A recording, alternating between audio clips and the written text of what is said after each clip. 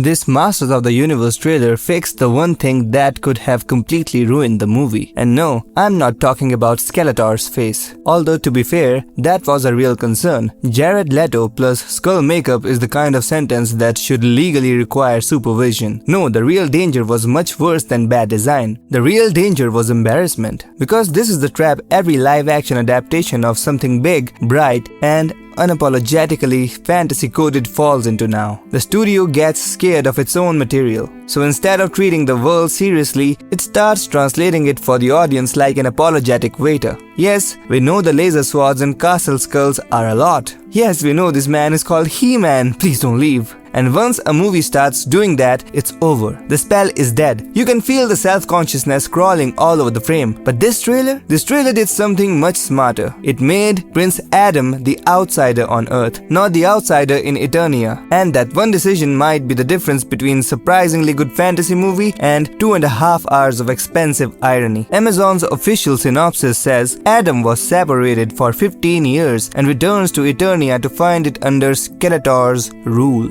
And the trailer leans hard into the idea that he never stopped trying to get back home. That is the right instinct. So let's talk about why that matters, why this trailer is smarter than I expected, and why this movie could still absolutely faceplant if it gets nervous and start winking at itself. And subscribe, because if Hollywood is going to keep digging through old toy boxes looking for cinematic destiny,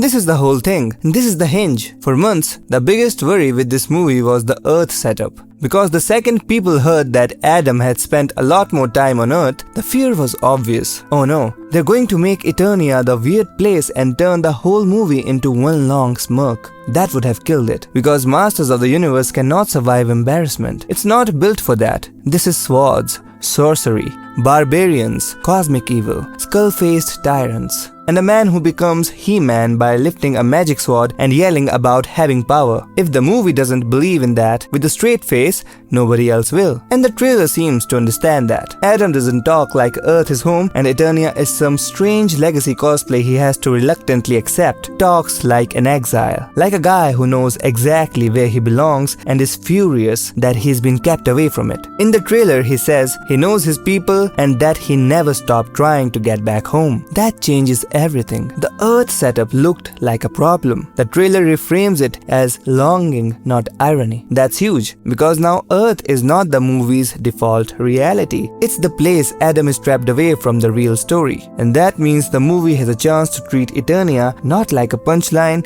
but like a homeland. Which brings us to the actual thing this movie has to protect at all costs: its culture.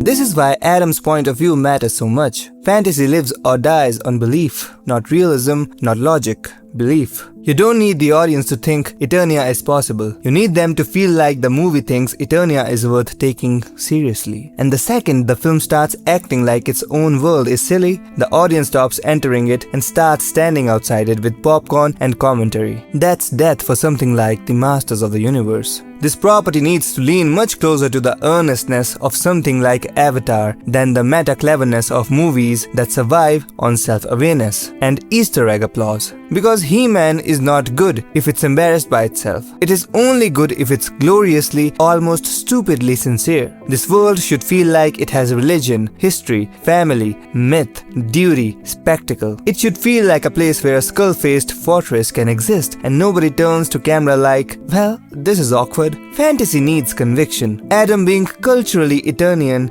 gives the audience a clean way in. And that's what's smart here. The trailer isn't asking the audience to validate Eternia from the outside. It's letting Adam's attachment do that work from within. And once the movie gets that right, suddenly the next question becomes much more exciting. Okay, if Adam believes in Eternia this hard, what happens when he finally gets back and finds it broken?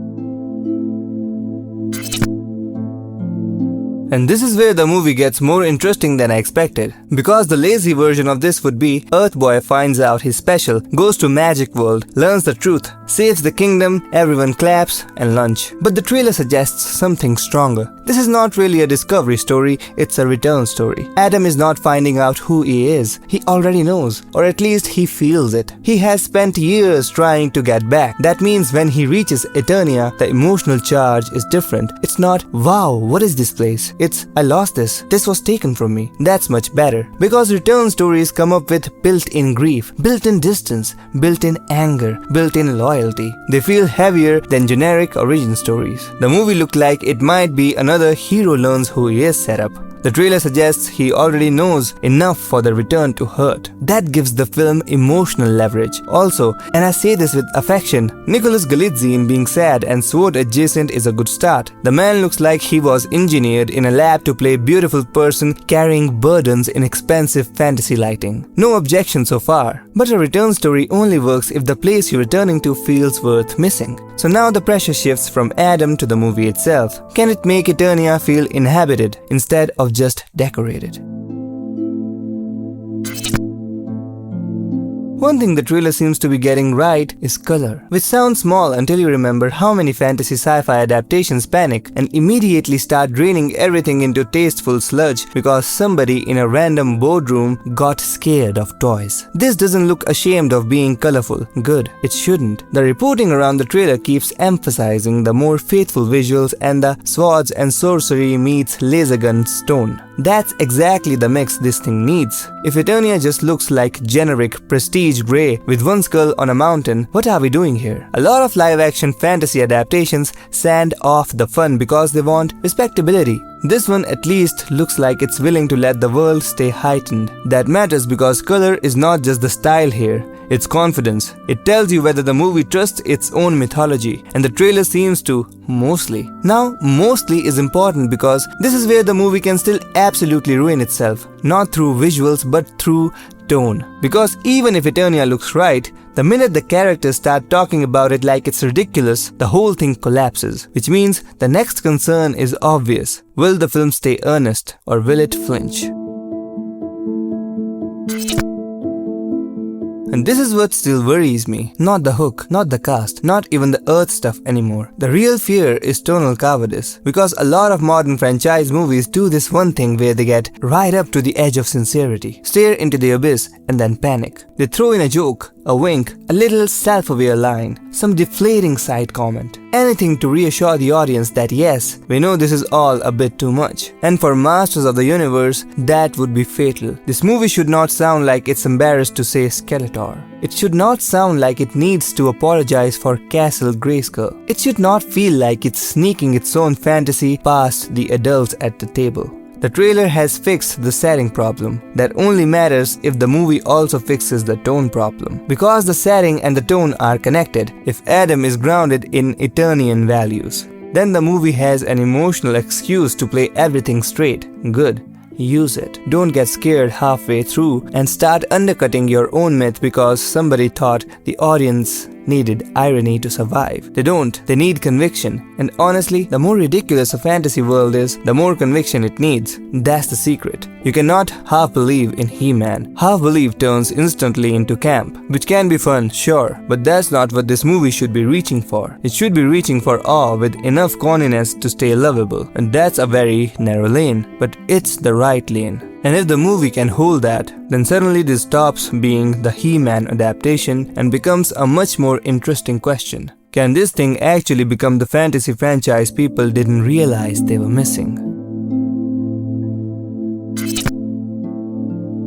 That's the most encouraging thing here. The trailer doesn't seem obsessed with making Masters of the Universe feel cooler than it is. It seems more interested in making it feel real on its own terms, and that's smarter. Because when adaptations try too hard to look cool, they usually end up flattening the thing people liked in the first place. Everything gets more tasteful, more modernized, more generically acceptable, and less distinct. It's the cinematic equivalent of sanding down an action figure until it looks like a phone accessory. This trailer, on the other hand, seems to be saying, No. The fantasy is on point, the color is on point, the myth is on point, the family bond is on point. This could still go wrong if the film loses its nerve, but the trailer at least suggests the creative instinct is correct. And that's enough to get me interested, cautiously, suspiciously. The way you get interested when an audio adaptation finally stops trying to look embarrassed in front of its own mirror. That's what this feels like. Not perfect, not guaranteed, but pointed in the right direction.